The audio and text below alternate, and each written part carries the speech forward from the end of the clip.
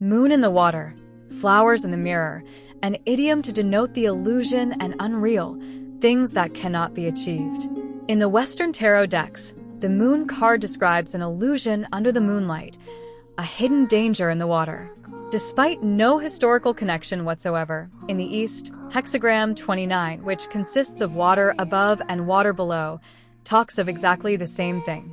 So it really goes to show that ancient people everywhere have always considered deep water to be dangerous and the moon in the water to be an illusion. In Planarcadia, destiny is not only expressed through the tarot decks, but also through the hexagram that Yao Guang showed us in 4.0. Although, just as Yao Guang has forewarned us, the hexagrams can have multiple interpretations.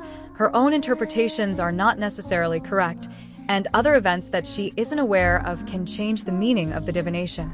After all, the Book of Changes does not describe a singular instant in time, but a cycle in motion, and the only constant is change. Anyway, for a bit of context, as a character, Yao Guang is heavily connected to the Book of Changes and ancient Chinese divinations. Historically, ancient people used to throw turtle shells and yarrow sticks. The yarrow stick is called Yao, which is the lines making up the hexagram, and is also the surname of Yao Guang. So you can see that her name roughly means something like divination light or yarrow stick light, but that doesn't sound very elegant in English. This is also why she sees people's fortune as either good or bad, and why the characters on the result slips are identical to the ones used for the real-life divination. These are translated as wheels and woes in English, but basically they mean good or bad results, as two possible states of the cat box. After throwing the yarrow sticks, they would interpret the results according to their divination texts. Each of the three earliest dynasties is affiliated with a divination text. The Xia dynasty is affiliated with Lansan, which is in Ginchen as that suspicious thundering domain on the coast of Liyue. The Song dynasty is affiliated with Guizhong, which is the domain storing Guizhong artifacts, and the Zhou dynasty is affiliated with Zhouyi, which is the domain telling us the story about Zhongli beating up Qi. And that is why I have always been suspicious of that Lansan domain, probably a moon-worshipping civilization there or something. Anyway, later on, these divination texts would be gathered into one book, the Book of Changes. In the book, the results are organized into 64 hexagrams. Each is formed from 2 trigrams. There are 8 possible trigrams: heaven, lake, flame, thunder, wind, water, mountain, and earth. So there are 64 possible hexagrams in total. This is why Yao Guang told us that our hexagram can be double water or wind over water. Meaning that because our upper trigram can be either water or wind, there are 2 possible results, depending on how wave function collapses in the cat box of Planarcadia. Incidentally, Japan also took up this stick divination method under the name Omikuji, which is why Yao Guang was released during New Year and is involved in the Planarcadia plot. And in Honkai Impact 3, Songche, the fake fortune teller, also has the hexagrams in her kit. As for how to interpret the hexagrams, each hexagram has a judgment line, an image line, and 6 lines for a poem. The judgment line is supposed to be the overall summary of the entire hexagram, courtesy of King One. The image line is supposed to be the clues to the solution of the problems described in the hexagram, courtesy of either Confucius or one of his students. And the 6-line poem is supposed to denote the progression of the entire story. When you throw a stick and get the result corresponding to a line in the poem, it means that you're in that specific stage of the whole story. The past is in the previous lines, and the future is in the next lines of the poem, which also describe the problem, possible fallout, and possible solutions. The way the hexagram is written in the structure of problem, possible bad end, and possible solution to dodge the bad end is exactly why Yao Guang had to disclaim that there are multiple interpretations, and why an observer can inadvertently force a single result into reality. However, what she did not tell us, but disclosed in her myriad, is that AHA can also change the result with their role in their own Wheel of Fortune. In terms of Western tarot decks, the Master Elation has some very clear connections to the Wheel of Fortune determining people's fate. As I have explained in the Elation video, and in the Eastern Divination reference, they also have a connection to nearly the same thing. After you throw the yarrow stick and get the result, you usually will have to throw a pair of divination cups to ask the gods to confirm for you that the results are accurate to you.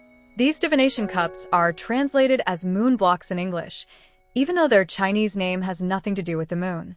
It's just called moon in English because they look like half moons, and they are usually painted red, which appeared as the red moon in Planarcadia.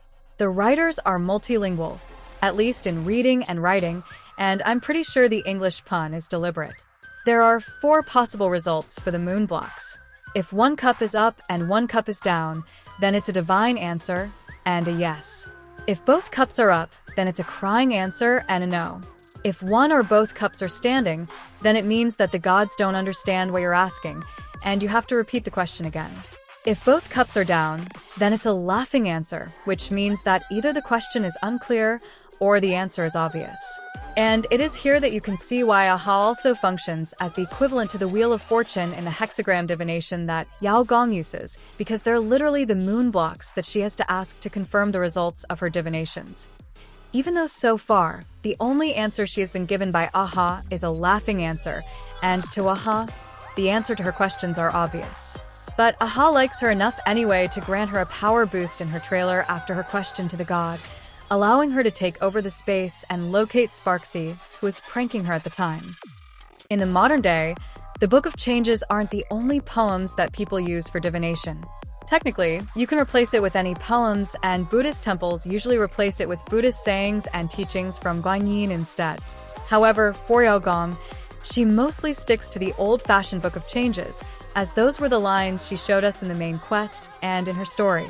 For a start, the hexagram she got for the hunt is number 30, Double Fire. In the 4th line, as stated by the text, it comes without warning. Incineration. Abandonment. Alone. That line means fire that burns too fast will die. From the start of the hexagram, Double Fire means 2 separate fire forces, and harmonizing between the 2 is key to the victory. In the story, death can come early, but as long as a plan is set, fate can still be changed, which is why she has been collecting variables to change the meaning of the last line. The last line is basically killing the leader, capturing the followers. The bad meaning is that a Shanzhou general will die, but the good meaning is that she could potentially take out the leader of an enemy faction, as was the stated outcome she desired in her myriad when she wanted to borrow Aha's power.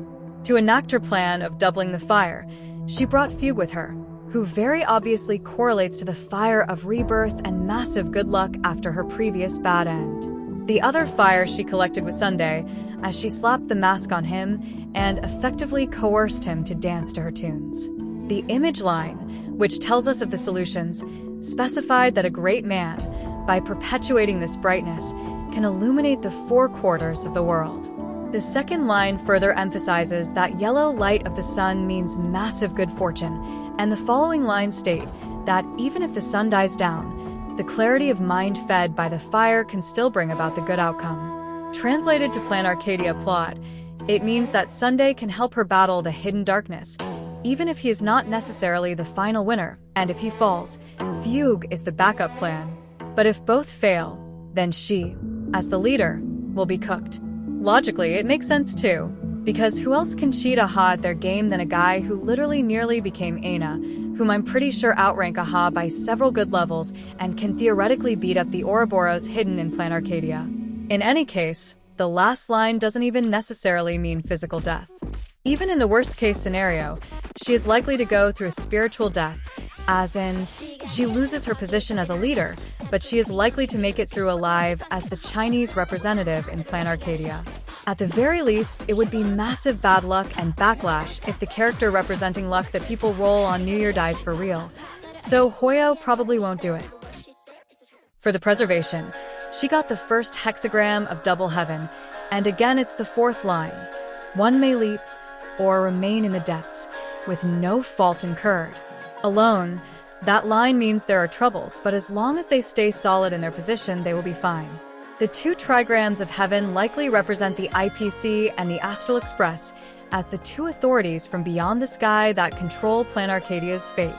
Historically, during the Cinder Earth era, the IPC was invited to ancient Planarcadia to help them fight against the destruction, and now the result is that they run the place.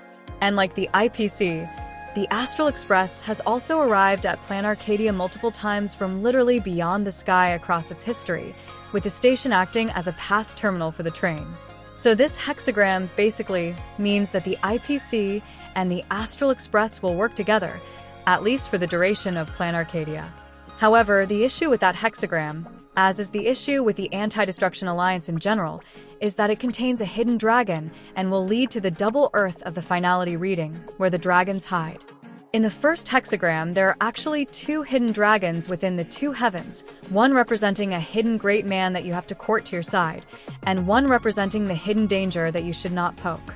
This hexagram doesn't tell you which is the hidden danger and which is the great man that you should court to your side, but what is certain is that the 2 dragons in this line are talking about Dan Heng in the Astral Express and Pearl in the IPC, as the 2 heavens that are supposed to join force in the Anti-Destruction Alliance. This is actually contrary to Yao Guang interpretation, but as we can see later on with the second hexagram, it's not that her interpretation is incorrect, it's just that hers is but one possible interpretation, and with further information, the meaning of this hidden dragon can change, as they are in a cat box of multiple possibilities. At the end of the first hexagram, the dragons take flight, going through the entire cycle of 62 hexagrams before ending up at the hexagram of the Finality. For the Finality, she got the second hexagram of double Earth at the upper line. Dragons clash amongst the wilderness, their blood staining heaven and earth alike. Unironically, despite being the second hexagram, it's actually the last one in the entire Kingwen sequence, signaling the end of a cycle before leading into the start of the new cycle in the first hexagram. Hence, it's extremely fitting as the hexagram for the Finality. It's of note here that the translation is a bit inconsistent, but the dragons are supposed to have black and yellow blood, and this black and yellow blood is also the Chinese name of the ichor animation, indicating 2 ichor lines split off from one for the Imbeheater lineage branch. Yao Guang is right in questioning whether it concerns the former High Elder or not, because it does, as it's literally the name of his animation. Albeit, as I have mentioned before, there are multiple possible interpretations here. Yao Guang claims that she lacks information on the subject, and it will depend on the role of Aha as the moon blocks to confirm for us which one is the final result. Firstly, for Dan Heng in the animation, his black and yellow dragons are expressed directly as Dan Feng and himself respectively. That image actually appeared multiple times throughout the animation to really drive home the point that Dan Heng is the yellow dragon of good luck and Dan Feng is the black dragon of bad luck. To be specific, the judgment line of the hexagram states that you must be as resilient as a mare and seek good friends in the west and the south. Hence, Dan Heng became a horse, carrying the earth core flame in Amphoreus. In the lower line, danger represented by the black dragon appears as ice and frost, while the yellow dragon is represented by the yellow garment of the earth in the 5th line. In the 6th line, the yellow and black dragons fought in the field, which is the reference in his myriad and the line Yao Guang got for the Finality. Interestingly, the last line does not state that either the yellow dragon or the black dragon wins, and it's actually an impasse that can only be resolved if the 2 dragons go back to the start of the cycle in the harmony of the first hexagram. In other words, Dan Heng's entire character plotline has always been all about coming to terms with Dan Feng as himself. He has been slowly getting there for the last 4 years, but he's not really quite there yet as long as his karmic debt is still not resolved. And looking at the appearance of the fallen maple leaf in Yao Guang trailer, that karmic debt is catching up to him once more. For context, Dan Feng literally means red maple, so yeah, that's literally Dan Feng catching up to him, and he is the yellow and black dragons mentioned here in the Finality draw. Speaking of maple trees, there is actually a big red maple tree in the shape of a crying dragon in the Alchemy Commission. This same red maple tree was also heavily featured in Samadrathra when the singers sang about dragon scale. So yeah, that's definitely a piece of Dan Feng as a literal red maple. I have theorized back in year 1 that back in this edition, Dan Feng split himself into 2 after he was possessed by Su Hu, one becoming the rampaging dragon that eventually got frozen by Jinglu and turned into the red maple tree in the Alchemy Commission, and one becoming the half that reincarnated as Anheng, inhabiting a water body. The logic and evidence for that were long and complicated, and I have been delaying that video for quite a few years now, but you can check the link for that post for further details. Anyway, people called me crazy back then, but by now, needless to say, it's certainly way more believable after all the doublegangers springing up and running around for the last 2 years. Ultimately, they're all references to the idiom of the moon in the water, flowers in the mirror, denoting an illusion, something that cannot be achieved, but at the same time, the unreal moon hiding reality in its reflection. 你知道会怎么样？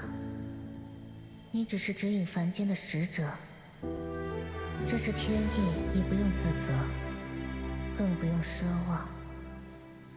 不敢奢望，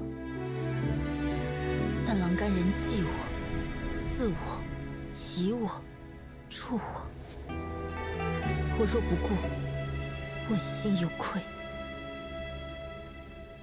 你去了，你也逃不出他们的结局。天为设计神，自当死设计。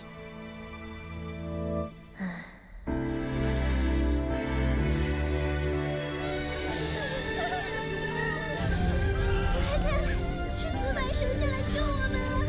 我就知道他不会抛下我们的。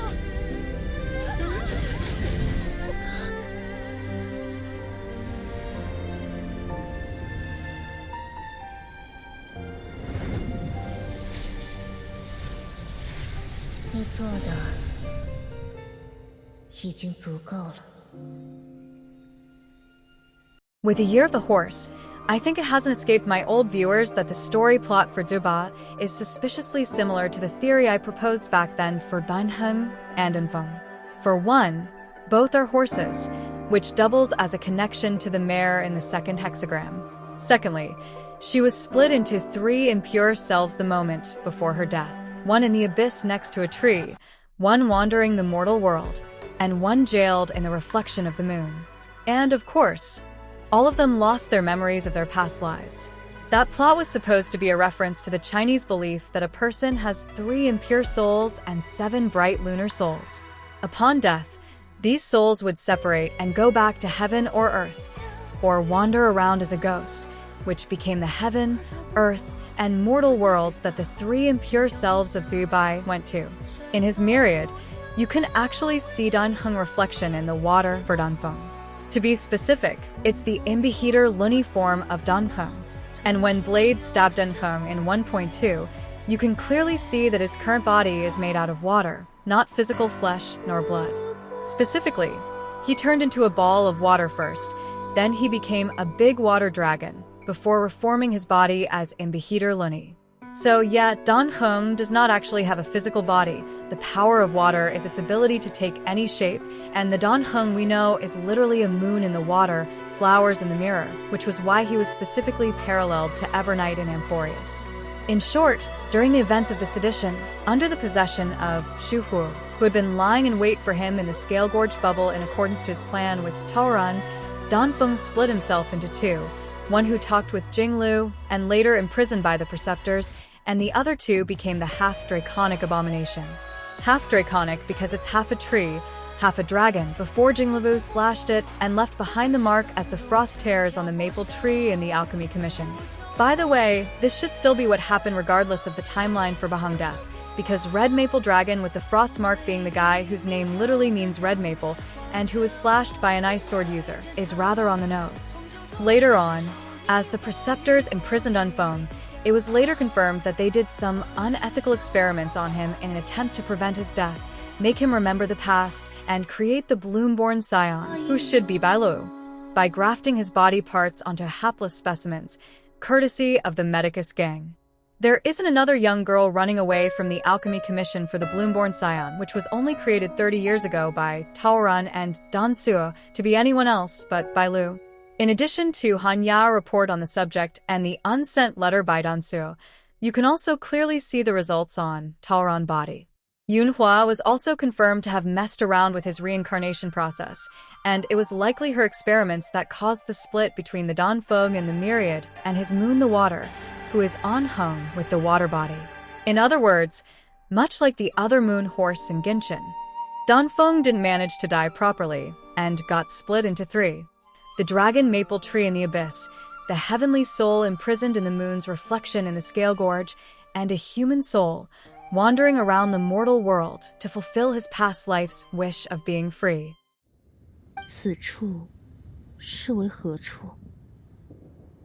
此处名为离月。离月，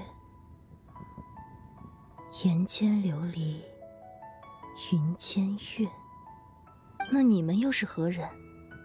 完了，他好像没有之前的记忆。这漫天的灯火又是为何？万家极乐，遥叩方尘。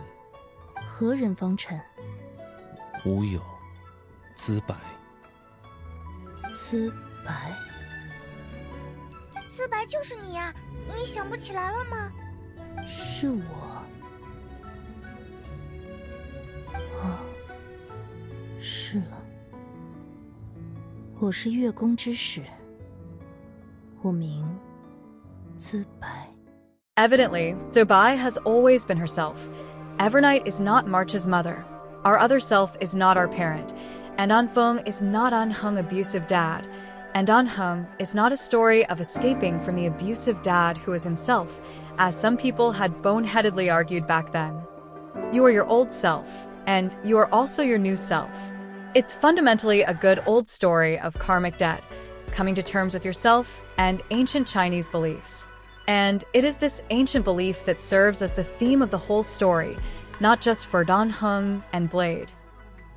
Historically, the ancient people would try to imprison some of the bright lunar souls inside the dead to preserve them in the hope of reaching immortality, as you can see with the jade burial suit and the procession described on the Marwangduri robe. At the same time, they also had a soul summoning ceremony, which was believed to be able to recollect all the souls back into one person and resurrect them. Hence, that was actually what we did for the 3 impure selves of Zubai in the Lantern Rite this year in Genshin. The exact chants for this soul summoning process were described in a poem of the same name by Qian, the guy who drowned in the Dragon Boat Festival, and obviously, he's also the inspiration for Blade, as the souls being collected back for resurrection. After all, it's not for no reason that his designs have always carried a surprising amount of similarity to those on the Mawangdui robe. The color is a dead ringer for his new design. The pattern on his old clothes resembles the snake dragons on the robe. The sun crow is also in a splash art, and the moon is in the background. Although they did drop the toad, probably because it would look anticlimactic. In the Ma Wangdui robe, the design is actually a depiction of what happened to the tomb owner, Lady Xingjui, after death. The 2 facets of her souls are supposed to transform into 2 dragons, flying from the mortal world to heaven. And it was in heaven that the 2 dragons gained the power of the sun and the moon, recombining once more into a single red immortal dragon. Hence, the yellow and black dragons fight in the field, but eventually they will reunite as the single red immortal dragon hidden in Hexagram 1. And of course, because Ganheng is in the Astral Express, his hexagram would appear in the Finality reading. The Trailblazer is the past and the future of the Finality, and we actually did meet Terminus in 3.8, so it was not the Stellaron Hunters who followed the Finality, but also the Astral Express, which has Anheng as part of the crew. Hence, Yao Guang interpretation of the hidden dragon being Blade is a good educated guess, but she lacked the information about us being the past and future of Terminus at the time, which was why she instantly realized what was going on and clarified that there are multiple possible readings beside her own in that scene. But of course, we, as the audience, can see the red maple leaf in her trailer, so we have access to the data that she simply doesn't. However, it doesn't mean that her reading is wrong. After all, Planarcadia is all about multiple possibilities in the cat box, before the wave function is collapsed by the observer. On Blade's part, he is also a black dragon to Danheng yellow dragon, specifically the one that eventually becomes the red immortal dragon. This hexagram not only describes the conflict between Anfeng and Anheng, but also between Anheng and Blade. Specifically, it was an old theory of mine that Blade has an unknown dragon component inside him that caused him to regress to his youth and unable to die. I called it the dragon heart theory back then, but actually it can be a scale or a pearl as well, not necessarily the dragon heart. As you have noticed by now, especially if you also play Impact 3, the abundance power does not actually prevent people from actually dying, as we have repeatedly seen multiple abundance enemies being wiped for good since then. Left on their own, they tend to grow into trees instead, courtesy of the tree seed inside their bodies. In contrast, what Blade has is both regression to his youth and true immortality, which correlates perfectly to the effect of the permanence on Todd in the World Quest and Senadina's home planet in Honkai 3. For Todd, he injected a syringe of dragon egg into his bloodstream and eventually regressed to a fetus, and this guy was specifically paralleled to Blade, as Blade literally appeared at the end of his quest to complain about his immortality again. Meanwhile, for Senadina's home planet, a random long scion dropped a scale on her planet, and then everyone literally cannot age or die, exactly like Blade's case. Considering that Blade isn't in tree form right now, I think it's safe to say that there is some unknown dragon component in him, aligning with him being another possible red dragon in the hexagram, and keeping him from turning into a tree or a Suhu. Speaking of Suhu, even in the event that Blade doesn't have a permanence component, he actually already has another dragon inside him. Chiyun, the same guy who wrote the poem about summoning the soul, also wrote Heavenly Question, the poem recording Suhu's original identity as a dragon in ancient Chinese belief, where Suhu was a 9-headed snake dragon that eats souls. So yeah, Suhu here should also be a 9-headed snake dragon. Yao Guang interpretation isn't wrong, it's just incomplete because she lacked data about Terminus. Although, I really have to wonder if the 9 pieces of Suhu have anything to do with the 9 pieces of Xander. I don't know if the writers would actually use the part about Suhu being a 9-headed dragon or not, but it is kind of weird that we could possibly have 2 different people who divided themselves into 9 pieces running around.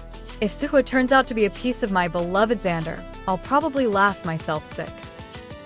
Anyway, in addition to Dan Heng and Blade, there is actually another interpretation of this hexagram, and this one is likely the more immediate concern for the Planarcadia plot. As I have mentioned before, Hexagram 2 leads back to Hexagram 1, so the dragon here is also the same hidden dragon in the IPC. In other words, Double Earth here means the IPC, who follows Clippeth, and another Earth faction for the hidden dragon. From the Myriad, the hidden dragon for the IPC is likely a piece of Ouroboros, who did appear in the trailer while the IPC stated that they were trying to bait someone. Clippeth has always had a thing against Ouroboros and Swarm, so that does make sense. Also, there's an issue of Pearl, Benziaiten, and the fallen whale in the aging of floating Greece as well. In ancient Planarcadia, a very ancient whale fell and became the nourishment for life on Planarcadia. Its ambergris, or ambergris, became the floating grease, which should be the oil-soaked paper moon that the monkey faction stole to turn into the Phantasmoon. Later on, Graphia sealed the entire place inside a scroll, as a reference to the Great Wave off Kanagawa, before the IPC brought the painting back to life again. The river in Planarcadia, which is very obviously the equivalent of Kanagawa here, was also brought to life. Albeit, if the Sparksy plot is any indication, it is still missing 2 moons for its eyes, and the moment we have found 2 moons is the moment the dragon in the river of Kanagawa would come to life again. Hualong Denjing is an idiom about the dragons and its eyes. When you draw a dragon, remember to draw the eyes last as the finishing touch, else it would come alive and fly away, just as the waves would come alive and wash away the rest of the painting. Kanagawa in real life is an actual river that the prefecture was named after, and the literal character meaning is something like the River of God, so the river here sealed by Graphia should also be the river of a god, or in other words, the river of Benziaiten, also known as Sarasvati, the river goddess in Hindu Buddhism. In Japan, Benziaiten is worshipped as a dragon princess guarding rivers or lakes, so naturally, Benziaitengaku also has a hidden Benziaiten in its river of God, sealed by a fantasy version of Hokusai. So who else can be the dragon for the IPC but Pearl, the draconic robot mimicking Graphia to complete her own painting of the Great Wave off Kanagawa? And as you have noticed, Pearl's version of the painting is missing 2 moons or 2 pearls, so the dragon in the painting is not alive yet. If I have to guess, Pearl is one of missing moons, one of the pearls of the fallen whale, and someone carried off the fallen whale's pearl to Skrullum planet to make the robot Pearl, effectively giving her the exact same plot as a Nefer and Genshin. The biggest issue is that like Anheng and Anfeng, there should be 2 pearls, and we only know the location of one. Fundamentally, all of these interpretations are correct, albeit Pearl's case should be much closer to Planarcadia than Blade or Danheng. Blade's interpretation should arrive after Pearl, and Anfeng should be the last one in the timeline. Ultimately, much like Ganheng and Anfeng and Blade, Pearl is only one half of the equation in the struggle between light and darkness, before two selves can return to a complete whole, which is the exact point of the hexagram for Planarcadia. With Planarcadia as the primary subject, the divination reads as follows. The hexagram fluctuates between earth and fire. The change occurs at the top line. Neither fully luminous nor wholly obscured, it rose to the heavens at first, only to descend back into the earth. This hexagram is number 36, denoting a tussle between light and darkness. The sun will fall, the horse will try to help, but ultimately, the leader will be captured as the darkness reaches its height. The one in the dark is in a position to wound the one in the light. The one in the dark can only be defeated by his own power. With the trigrams of earth and fire, the two components of this hexagram describe the IPC and Qianzhou, and the leader being captured is Yao Guang. However, in the hexagram, the dragon once again plays the role of the horse, trying to give help to the leader, but it's all in vain. At the end of the hexagram, the dragon climbed to heaven before plunging back to the earth, so somebody likely got captured by the IPC. The only question remaining is which dragon it is that's going to be captured by the IPC, Danheng, or Blade, or the other self of Pearl. Whatever is the case, Yao Guang is really doing everything that she shouldn't be doing. Her hexagram is as follows. The hexagram fluctuates between heaven and thunder. The change occurs at the fifth line. For those who present morals and virtues, no remedy is needed for good fortune to follow. This is hexagram 25, heaven above, thunder below. Here, heaven is sending down the message of what she should do, and she had better follow it, else she would have thunder on her case. She interpreted heaven here as the astral express, which she directly stated in her myriad. However, the issue here is that the IPC is the other heaven, and regardless of who is the heaven, the hexagram states that she shouldn't move and let things resolve on their own, which she totally didn't do. Furthermore, she seems pretty dead set on inviting heaven to strike thunder at her to fulfill the prophesied fate in her character story. In her character story, we actually have another hexagram. Thunder shakes 100 miles, yet the ritual vessels remain.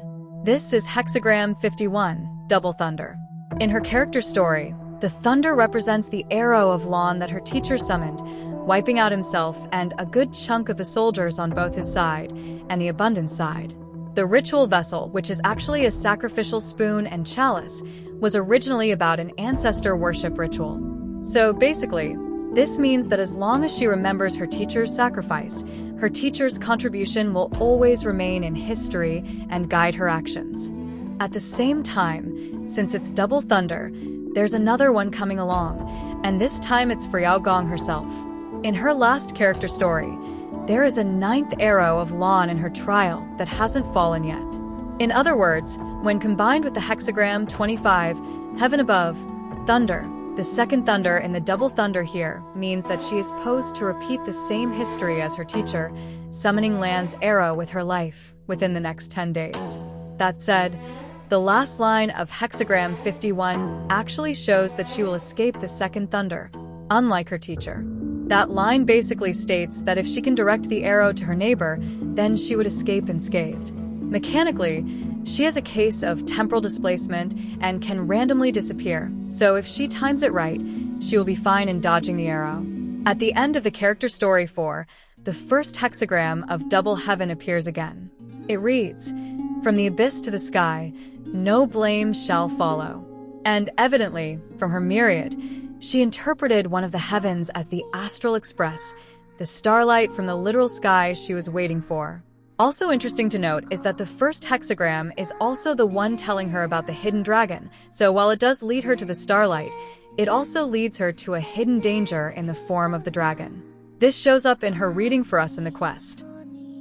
The first hexagram representing the bad ending for us is double water, where dangers lurk above and below, spelling doom. It means still water runs deep, moon in the water, danger hidden behind an illusion, which is literal here for the reflection of the moon in Planarcadia.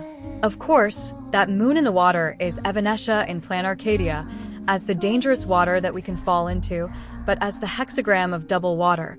It can also mean the crouching robot, hidden dragon, or it can also mean Ganheng or blade as the dragon in the finality reading. But the funny thing is that this hexagram also mentions a repetition of the abyss, or in order words, the eternal recurrence that we have been resetting for. The judgment line states that the water in the abyss, the eternal recurrence itself, as is the cycle in the Book of Changes, will never stop. The recurrence can be a teacher helping us learn to dodge the bullets, but it is also a dangerous pit we can one day lose ourselves into if we do not hold on to ourselves and presumably betray the Trailblaze, as Preview told us long ago. In the last line, if we fail to find a solution for the abyss, someone will fall into the deep water and end up as a prisoner again. This can apply to the grounded Astral Express, which crashed into Planarcadia and had to be fixed by Himiko, or the other self of Pearl, who should be imprisoned here in the water, or Dan Feng in the Scale Gorge, or Evanesha as another prisoner in the Sakura Samsara. Technically, all four are imprisoned underwater, so it's rather hard to see what is the result outside of the cat box. We will probably see these alternate endings in another Exotale type of video, or something. The other possibility for us is Hexagram 59, Wind over Water, presenting a great opportunity to strike. In this case, the wind represents the Trailblaze as a path itself, as has been used for the Star Rabbit in the Floating Grease story. With the wind, and the help of the dragon horse, once more, we can melt the ice in the abyss and dissolve the danger. However, when interpreted literally, it does come at a cost. To dissolve the problem, we have to dissolve ourselves, our group, and our blood. In other words, despite being an alternate possibility, our choice for Hexagram 59 does not actually change the predestined ending, just the meaning of it can be changed. Someone is ending up in the deep abyss in jail, a dragon will fly back to heaven, and the leader will be captured. It's just that the identity of the person playing the role will change depending on our choice. Planarcadia is the world of the laughing god, and the answer should be obvious, no matter which hexagram we draw. The book is written in reverse chronology, with the ending predetermined. Yet, the cause can be made up arbitrarily. Whoever is the poor soul that is manipulated will have no bearing on the big picture. Or is it? 你听说过这样一则欢愉的神话吗？传闻阿哈曾攀上存在之树的高枝，他放眼四望，只见星辰冰冷运转如机器，一切的意义让位于虚无。唯独一名婴儿降生的啼哭，却引来他的哈哈大笑。星期日先生，请回答我，阿哈因何而欢笑？